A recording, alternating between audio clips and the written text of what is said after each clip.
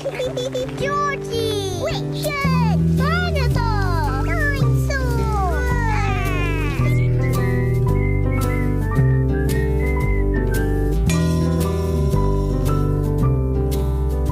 Warahmatullahi wabarakatuh. Yang terhormat Ibu Astri Fitria SMFCA Pasie selaku dosen teori akuntansi dan teman-teman yang sudah hadir pada hari ini.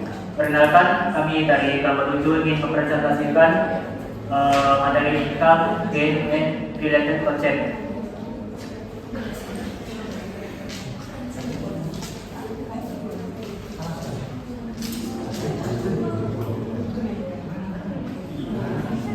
Sebelumnya perkenalkan, saya Ridho Darmawan, MTN 24101 dan 0949. Nama aku Rangga Musa dengan MTN 240190857. Nama saya Muhammad Fadil Jaya dengan NPM 24101 dengan 0883. Nama saya Dimas Maskoro dengan NPM 2410190837. Perkenalkan, nama saya Muhammad Dani Habis dengan NPM 2410190928.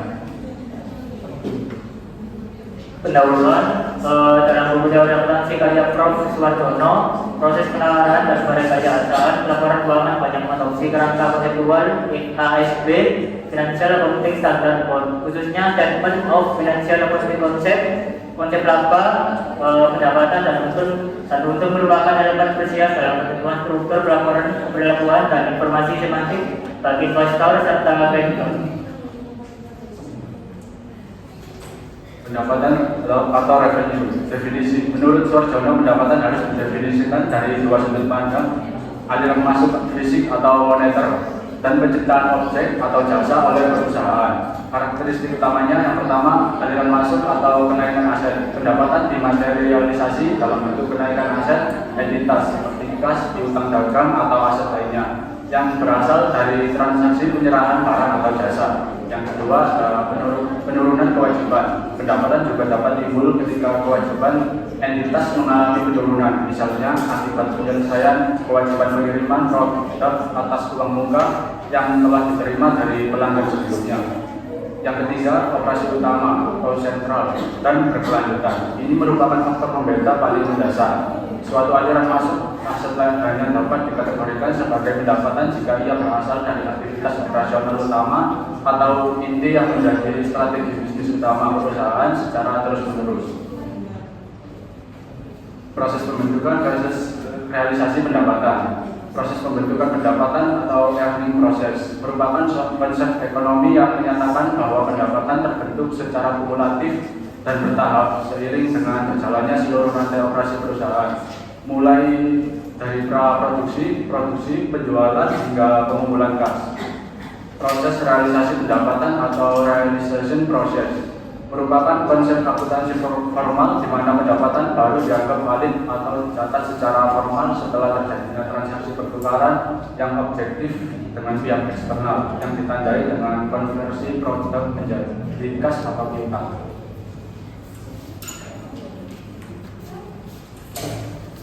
Kriteria pengakuan pendapatan secara formal. Yang pertama, telah terrealisasi atau cukup pasti terrealisasi. Barang atau jasa telah dikonversi menjadi kas atau klaim kas yang memiliki kepastian tinggi untuk ditagih. Yang kedua, telah terbentuk atau berhak. Perusahaan telah melaksanakan seluruh atau sebagian besar kewajibannya untuk berhak atas manfaat ekonomi dari transaksi tersebut. Untung. Yang pertama, karakteristik untung berbeda dengan pendapatan. Untung merupakan kenaikan ekuitas atau aset bersih yang berasal dari transaksi yang sifatnya peripheral atau insidental bagi suatu entitas untuk disajikan secara neto dalam laporan keuangan. Yang kedua, sumber-sumber untung menurut Suwardono dan FASB. Transaksi peripheral atau insidental, contohnya adalah penjualan aset tetap seperti mesin, gedung, kendaraan yang sudah tidak efisien oleh perusahaan manufaktur. Transaksi non timbal balik, kenaikan aset sepihak tanpa adanya pengeluaran usaha seperti memenangkan gugatan hukum di pengadilan, hadiah atau hibah atau rekonstruksi restrukturisasi utang, penahanan aset, kenaikan nilai ekonomis akibat sekedar menahan aset dalam kondisi pasar tertentu, seperti laba selisih kurs mata uang asing atau kenaikan nilai wajar investasi sekuritas. Selanjutnya, faktor lingkungan atau kejadian luar biasa. Kejadian alam atau regulasi di luar kendali perusahaan, misalnya terimanya klaim asuransi atas kerusakan pabrik yang dinilai ganti ruginya lebih tinggi dari nilai buku aset yang hancur.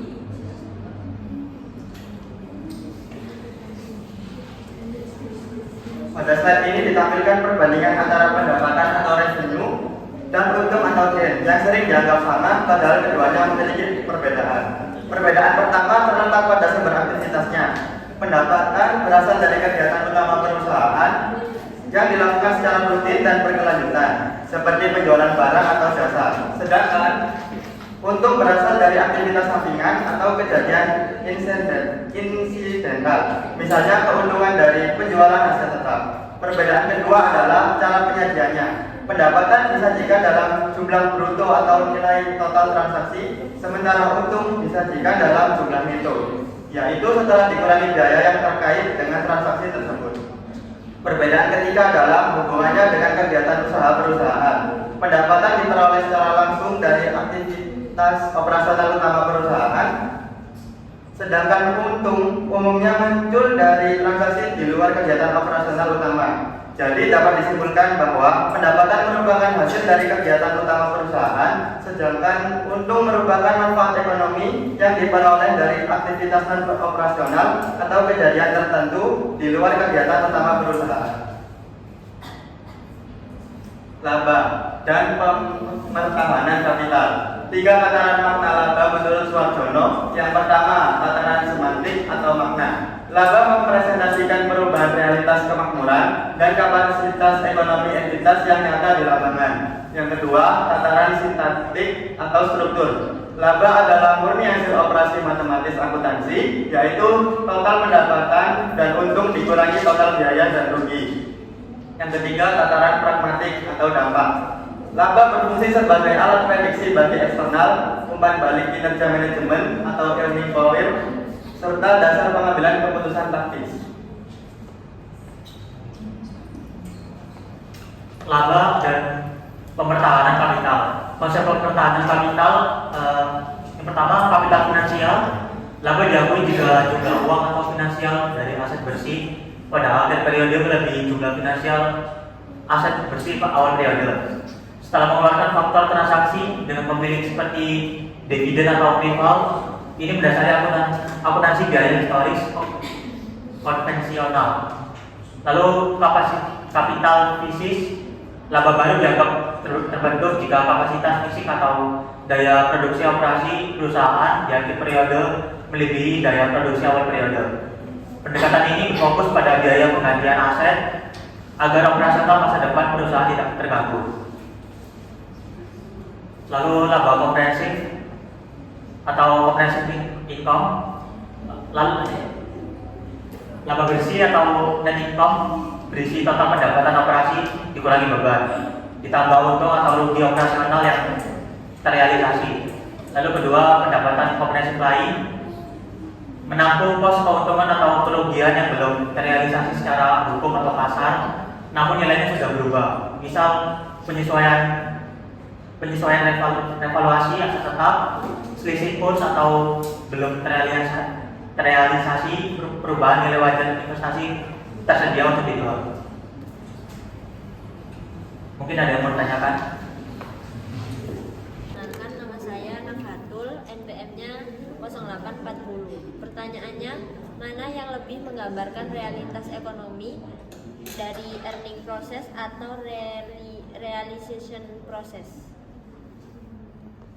Afrin NPM 24101909. Pertanyaan saya, mengapa proses pembentukan pendapatan atau earning process dan proses realisasi pendapatan atau realization process dibedakan dalam akuntansi? Terima kasih. NPM 0937. Berdasarkan materi pada bab 4, apabila terjadi inflasi yang tinggi, manakah yang lebih tepat digunakan untuk menentukan laba perusahaan? yaitu financial capital atau physical capital, dan mengapa? Nama saya Naila, NPM 894. Pertanyaannya, dalam kondisi inflasi yang tinggi, konsep pemertahanan kapital finansial dan pemertahanan kapital fisik dapat menghasilkan angka laba yang berbeda.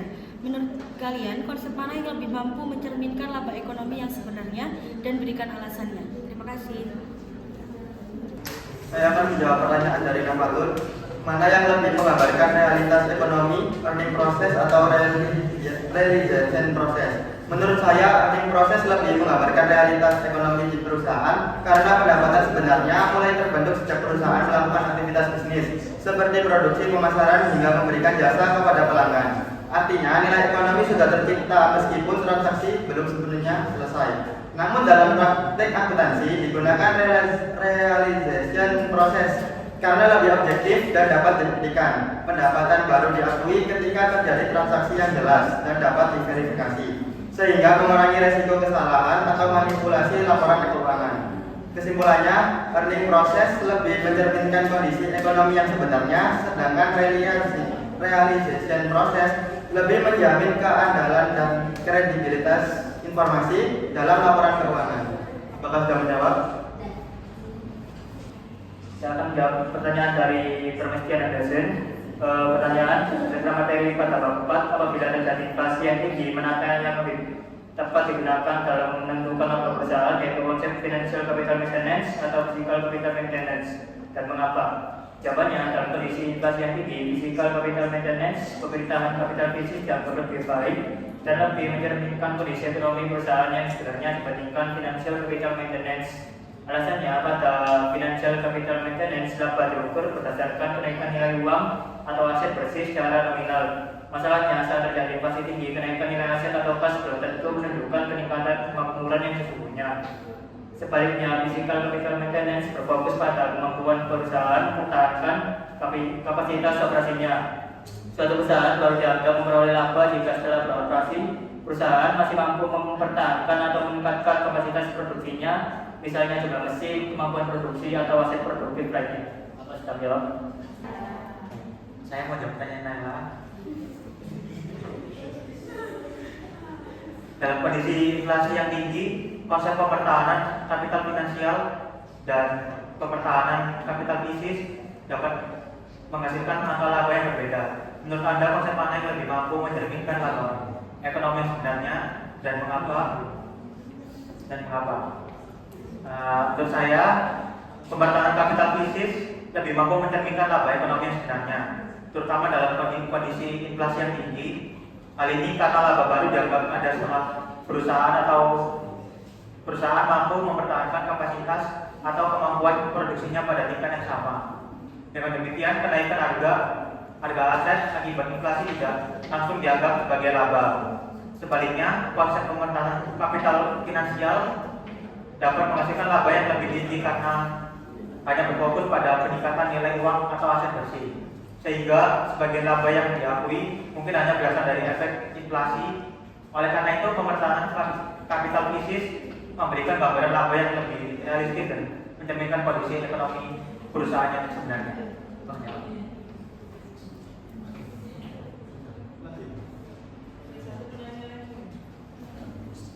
Mungkin ada yang bertanya lagi.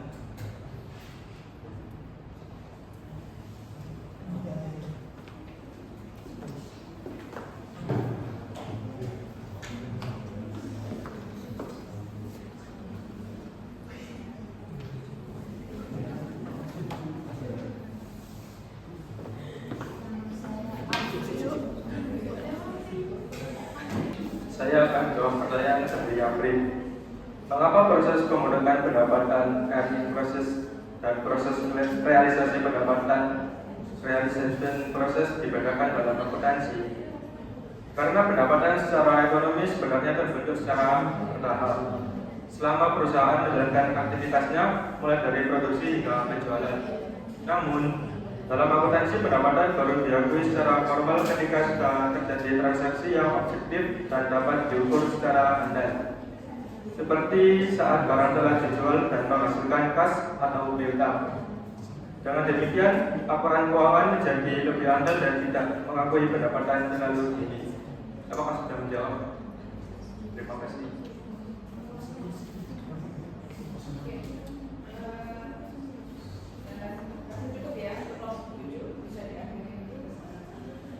Sekian presentasi dari kelompok kali. Kurang lebihnya, mohon maaf. Wassalamualaikum warahmatullahi wabarakatuh. Waalaikumsalam.